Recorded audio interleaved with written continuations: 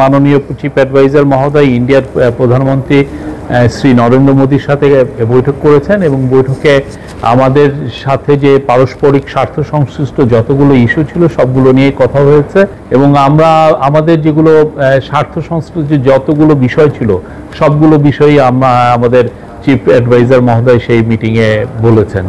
যেমন শেখ হাসিনা প্রত্যর্পণ বিষয়ে কথা হয়েছে, শেখ হাসিনা যে ওইখানে বসে অনেক ধরনের ইনসেন্ডিয়ারি কমেন্ট করছেন সেগুলো বিষয়ে কথা হচ্ছে। তারপরে বর্ডার কিলিং নিয়ে কথা হয়েছে। আমাদের দুই দেশের মধ্যে যে গাঞ্জেস ওয়াটার ট্রিটিটা আপনি জানেন যে নতুন করে এটার এক্সপায়ার হয়েছে, নতুন করে ট্রিটিটা হওয়ার আবার কথা হচ্ছে এবং তিস্তা ওয়াটার এগুলো সবগুলো নিয়েই কথাবার্তা হয়েছে। আমি বলবো যে মিটিংটা খুবই কনস্ট্রাকটিভ, প্রোডাক্টিভ এবং ফ্রুটফুল হয়েছে।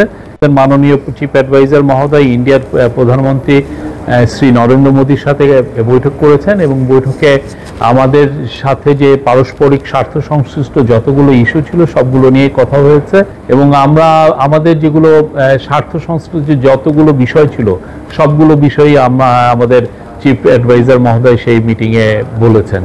যেমন শেখ হাসিনা প্রত্যর্পণ বিষয়ে কথা হয়েছে, শেখ হাসিনা যে ওইখানে বসে অনেক ধরনের ইনসেন্ডিয়ারি কমেন্ট করছেন সেগুলো বিষয়ে কথা হচ্ছে।